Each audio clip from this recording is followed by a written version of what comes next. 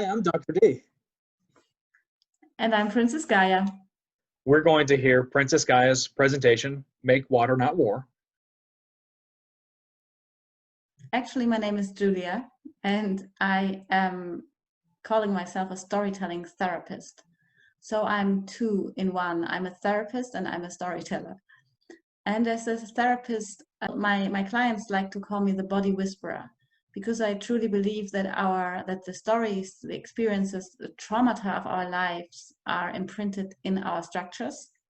And when I work on bodies, the physical structures express these traumata and these experiences to the client through me.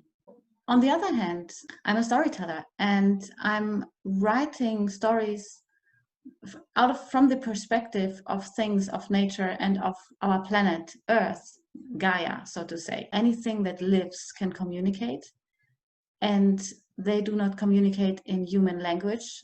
But if we listen carefully in between words, if we look carefully in between what we see, and if we sense carefully in between energies, we can hear the voiceless having a voice.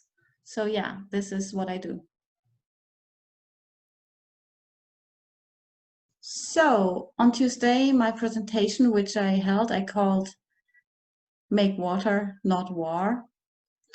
And I gave it the subtitle Trust because it is very important for me that we all trust that everything is going to be okay. And I started my story actually at home at my parents' house, because my son and I have spent a week off this year at my parents' house, and they still live in the same area where I grew up, which is northern Germany, an area full of beautiful forests and lakes. And my parents walk every day more than an hour through the nature. My son and I walked with them and would listen to their stories, and they would complain a lot. So they said that the nature back in the good old days was beautifully untouched compared to now, that they would not encounter any deer at the moment, and that trees were being chopped down for houses and roads. So they were complaining a lot, and they were concerned about the future to come. So they were asking questions like, in what kind of world will our grandchildren be when they have our age? Will there be wars on resources? I was a little bit overwhelmed by their concerns, by their worries, and I was wondering where trust was. So here comes my subtitle, Trust. So I was wondering why they would not trust in themselves, why they would not trust in the world or in the future to come. So I have this place by the lake. It is a place under a weeping willow tree. And I used to go there when I was a child. I used to go there when I was sad. I was going there when I was happy. And I also connected with myself. And I asked my whys and hows. And so this is where I went. And when I went there, I already could feel a warm breeze, and I could feel that Gaia was there. So I sat down and I started talking to her and asking her if this is really happening, if we really have wars on resources already, and if there's still a chance for peace, and if we can still trust in the future to come. So after I had asked these questions, Gaia was silent and started speaking after a while and said, well, child, you ask for trust and I can provide you with it, but I am not feeling well myself. I, your mother, she said, who you assumed to cure, to nurture, and to protect you, cannot fulfill my task much longer. I am out of balance, and the bond between you human beings and me is at stake. We are living in disharmony. She said that within the last 10,000 years, we humans have taken her resources. We have stolen them. We have changed them into something we call profit. We've accumulated them. We've stuffed our stomach with them. We've satisfied our desires, and we have breathed in the resources of her Gaia. So she said, you are producing, you are consuming, and you are destructing. So again, this also overwhelmed me. But she went on and she said, you call it the Anthropocene, and you believe that you have a huge impact on the development of me, your planet. But you have lost connection. You've lost connection towards yourselves, towards the others, and towards me, your planet. And then she told me about the environment, which is trying to communicate with us this disconnection. She said the environment is doing it with massive storms, with droughts, with pandemics, with floods, with temperature changes, and burning forests, and all this kind. And then she said that we only perceive her as this blue marble when we look at her, and that she is much more than that. So she told me about her 196.9 million square miles of skin. And she said it is, if we look at it from outer space, it is so huge that we call it spaceship Earth, and that we as crew, we human beings, are not powerful enough to steer this spaceship Earth. And that we rather should look at the critical zones, which means that this whole layer of skin can be divided into smaller bits, and these smaller bits, the so-called critical zones, reaches from the tops of the highest trees down to the lowest layer of, deepest layer of soil and rock. And depending on how big we imagine one critical zone to be, there might be hundreds of millions of critical zones on her. And this means the smaller we perceive her, the bigger she gets. So, and then she said that yes, there are wars on resources, and yes, there are wars on water already on the world. And then she told me about these wars on water. And I'm going to quote her again, because this is easier to speak in the I perspective. So she said, let me tell you about me as these critical zones in which I have wars on water. And then she said, I am the Mekong Delta. The Mekong River flows through 6 nations, from the Tibetan Plateau over Cambodia, Laos, Thailand, Vietnam, to the South China Sea. It is the most productive inland fishery in the world, and 8% of my inhabitants depend on the river for their food and for their livelihoods. Due to the global warming, 2/3 of the Himalayan glaciers might have been disappeared in the next century. This is a threat on my water and content and on the life around me, as well as the ongoing project of the Chinese are. The Chinese have already built at least 10 dams on my beautiful main trunk of the Mekong River. These projects deliberately harm fisheries, riverbank gardens, and farms downstream. They are increasing pollution, drought, and are endangering the whole area. Then she said, I'm also the Tigris, and with it, the Euphrates River. I am originating in Turkey, and I'm cutting through Syria and Iraq. Due to the Turkish hydroengineering and regional climate changes, we, the rivers, have experienced drastic reductions in the amount of water which we carry.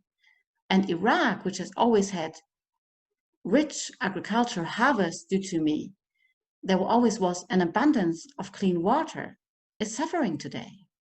Because Turkish initiatives are massively exploiting the water, which causes severe droughts in the region and is resulting in devastating water shortage crises in Iraq.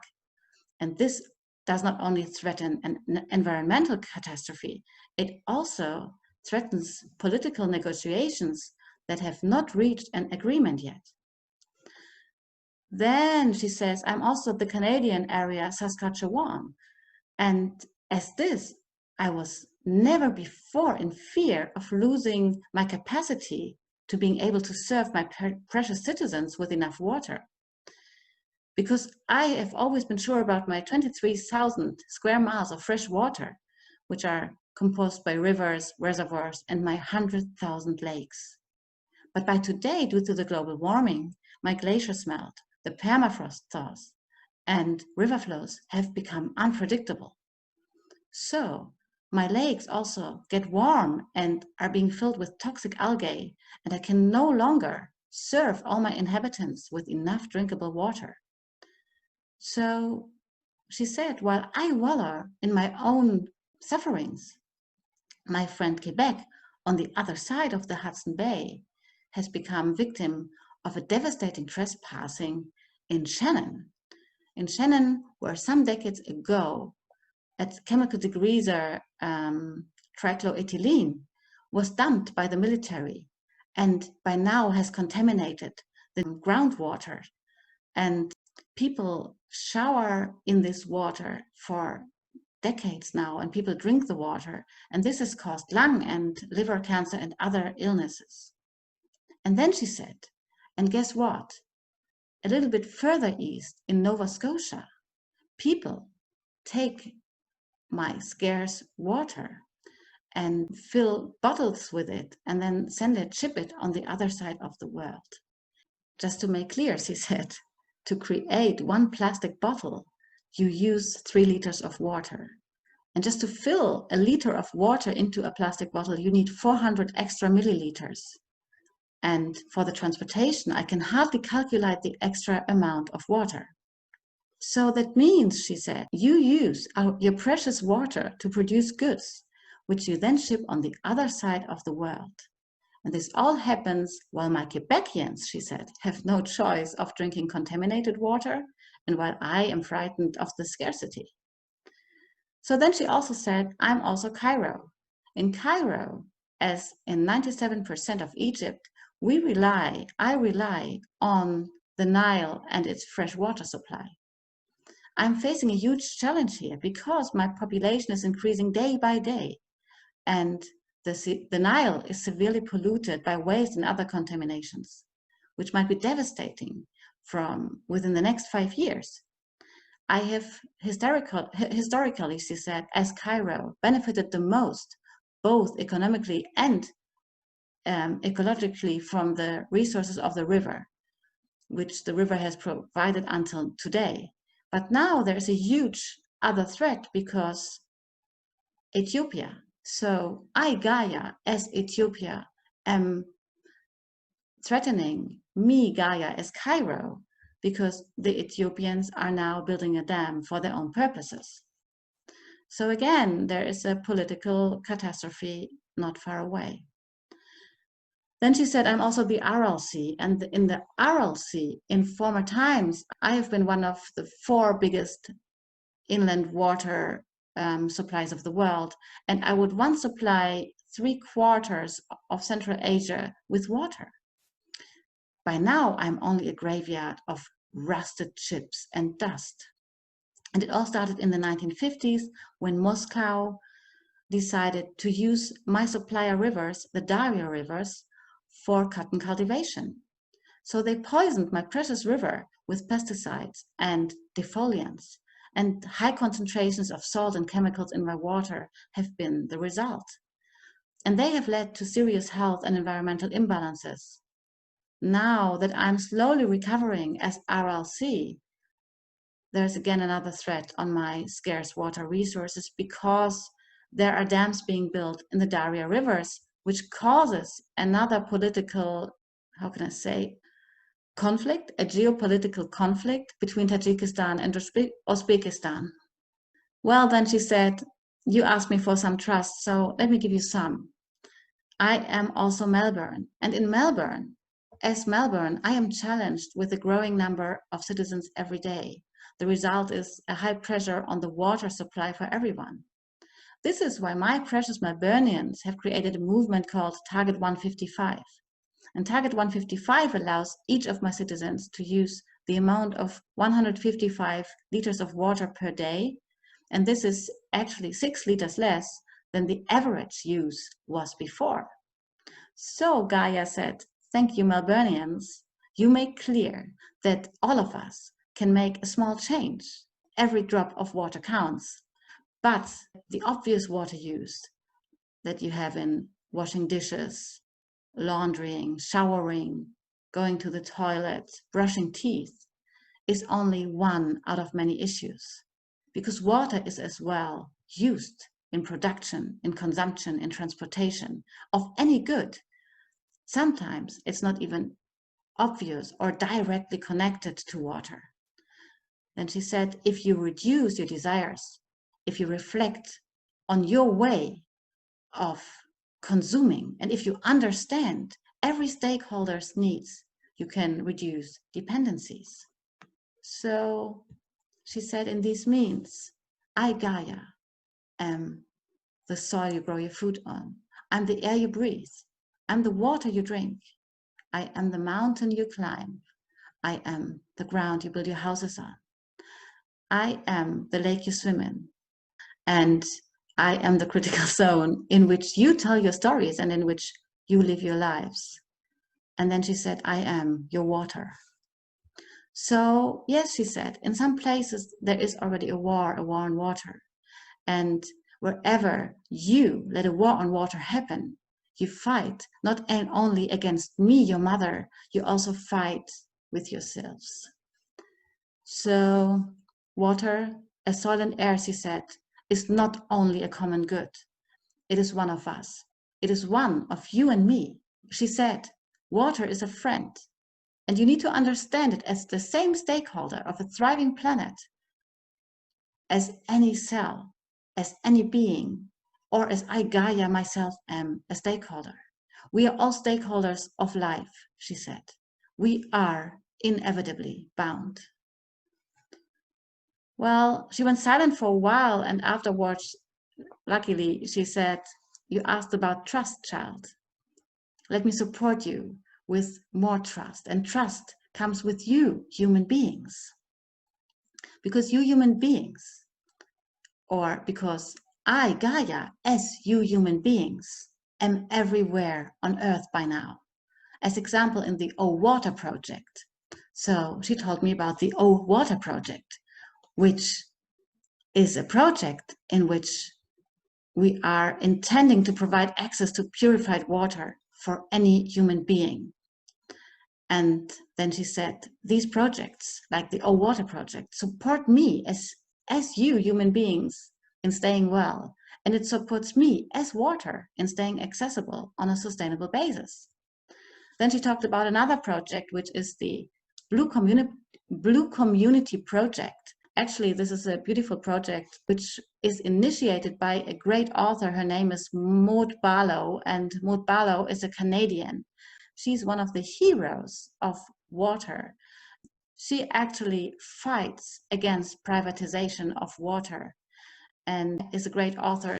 Anyway, so the Blue Community Project is a project in which people dedicate themselves to three simple things, which is, number one, access to clean drinkable water is a basic human right. Number two, community water is held in public hands. And number three, single-use plastic bottles are not available in public. So these three simple things serve water as staying a sustainable, accessible resource for everyone. And so Gaia said, in these movements, I am, with all my human friends, taking action to protect water as a common and as a public trust.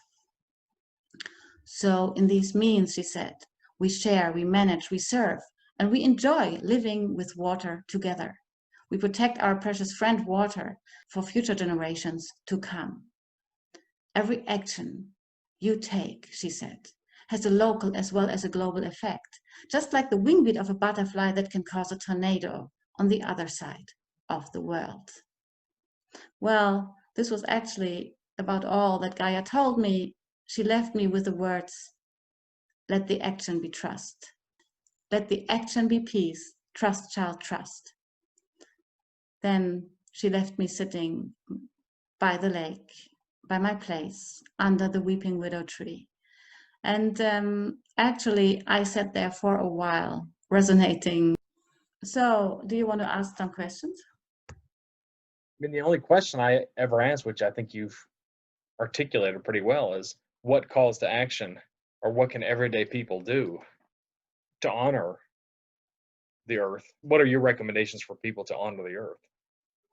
Well, my first recommendation is always to honor ourselves, right? So, because I always say that we are the world, we are water, and we can only be healthy and well on a world that is healthy and well, and vice versa. So the world can only, the planet can also be only well and healthy if we are as individuals.